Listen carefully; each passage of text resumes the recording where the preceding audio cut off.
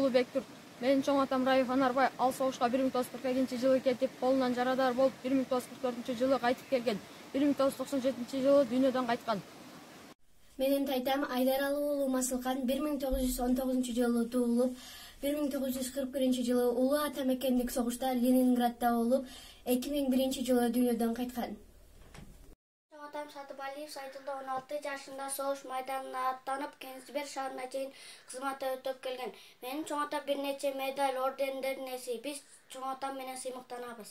Менин чоң атам Осмонкулов Сарыбай Улуу Ата мекендик согуштун катышуучусу. Ал 1941-жылдан 1944-жылга чейин Ленинград блокадасында болгон. Биз чоң атабыз менен сыймыктанабыз.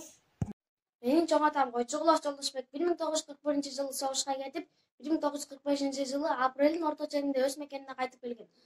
Ал Сталинградты бошотууда чоң эрдик көрсөткөн. Биз чоң атабыз менен сыймыктанабыз.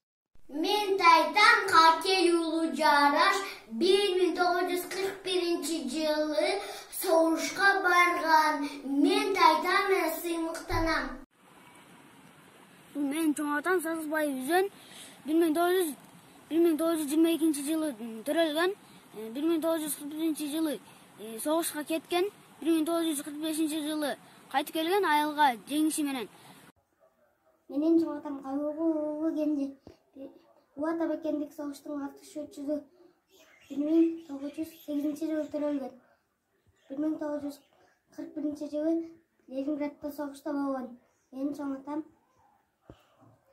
1994-жылы дүйнөдөн кайткан. Мен чоң атам менен сыймыктанам.